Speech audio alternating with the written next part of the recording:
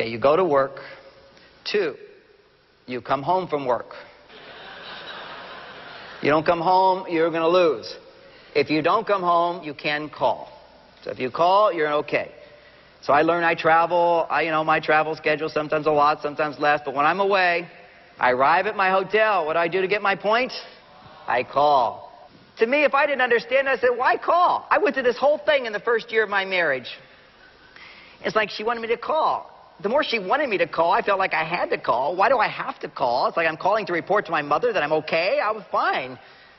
So I started feeling like I didn't want to call. And then to complicate it even more, when I did call, she'd always say towards the end of the call, I love you. And then I'd have to feel like, oh, now I'm supposed to say, I love you. Now, of course, I love her, but I didn't feel like saying I love her. So then I felt like I was faking it to say I love you. But I'd say it anyway because I'd get in trouble if I didn't. But because I was faking it when I said it, she could hear that I was faking it, so I got in trouble anyway. So I figured, why bother calling in the first place? I left on a good note, I'll come back on a good note. It's a very complicated thing. What's all this I love you thing about? Well, I love you is a feeling that starts on the right side of your brain. Talking is something that occurs on the left side of your brain. Thinking what you feel is something that occurs on the left side of your brain. Women, what you don't understand about men is we have billions less neural connectors between thinking and feeling.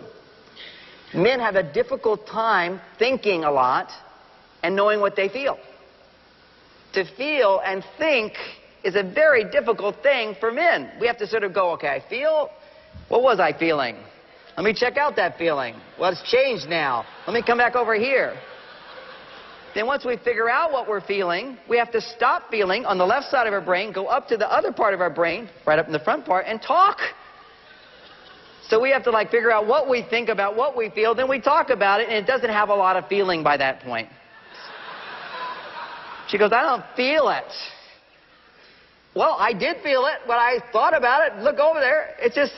And when a man's really in his sort of work mode, that's the left side of the brain. So he's focusing left brain, left brain, left brain. It's very hard for him to access his feelings at that time. And women, you don't understand what it's like to be a man at all. You have the different total... it's interesting. Our brains are very similar. The locations of things in our brains are very similar. But there's some big differences. The first difference, which is sort of politically incorrect to point out, but I like to point it all out, is that men's brains are bigger than women's. Our brains start out bigger. But what they don't tell you usually is that they end up smaller. Men's brains start out bigger and end up smaller than women's.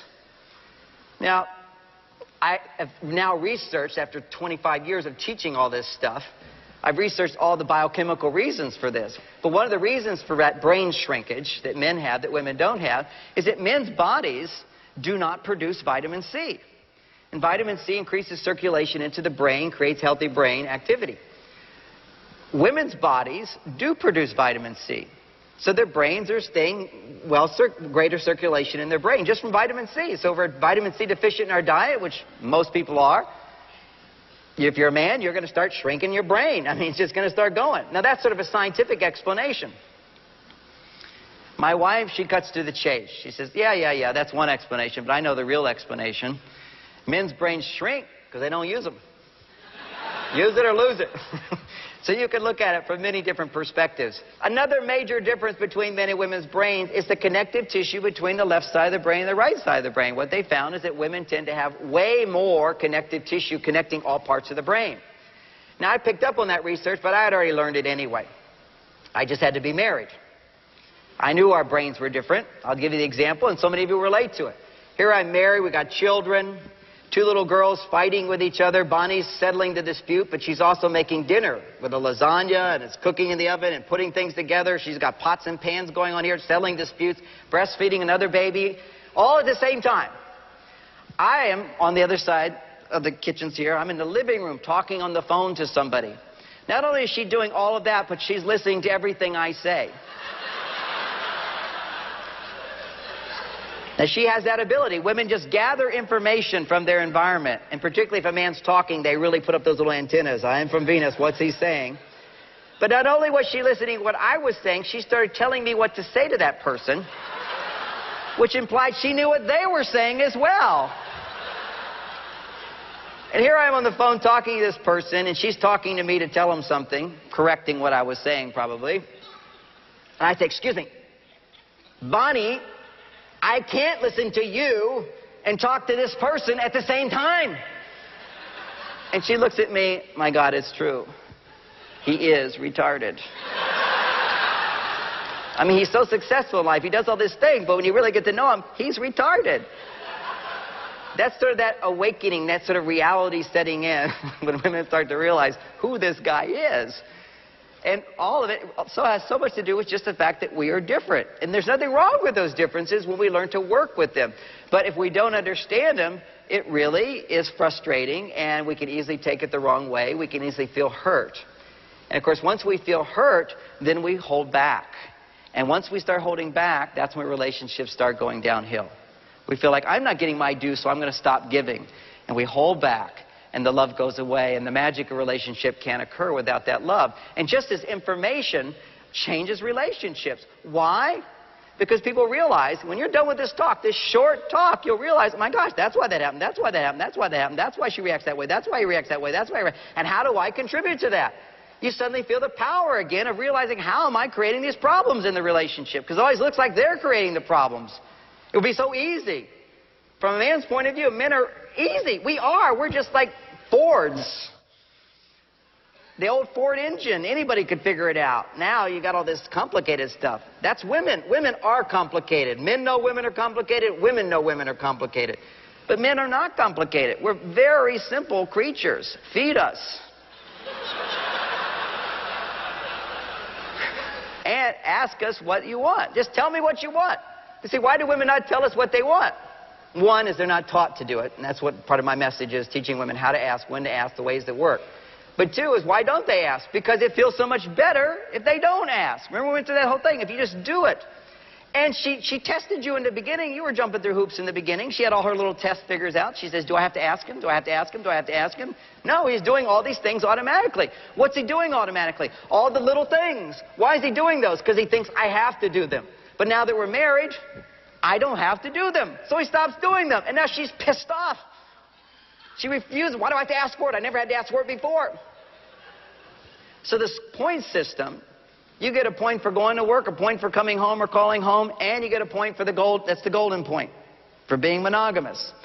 Those are the 3 points that get you into the real scoring system. Once you do those 3 things, then you get a point for anything you do for her.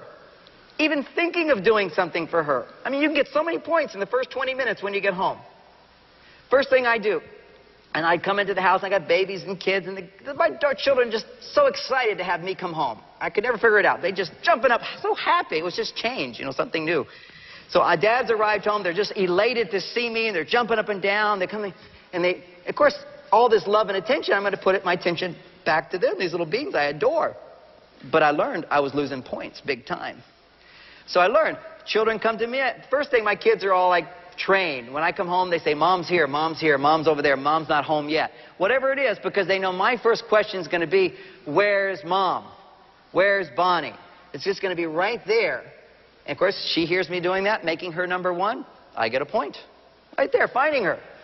See, men would never think of this stuff, whether you have kids or not. When you're before the kids stage, this is what happens to men. Once they have the relationship, these sort of childhood games come up, and they're natural games. They're playful games. Women play them, men play them, but the rules are different. That game is called hide and seek. See, if she happens to be home first and he's driving up, she hears him coming up. What does she do? She goes to a different part of the house. She's hiding. He arrives home. She wants to see, does he still find me? Is he still interested in seeking me out? Is he wanting to find me? Or does he even care whether I'm alive anymore? Now, there's a big problem that happens because when he gets home, he looks around, she goes, she's not here. Great.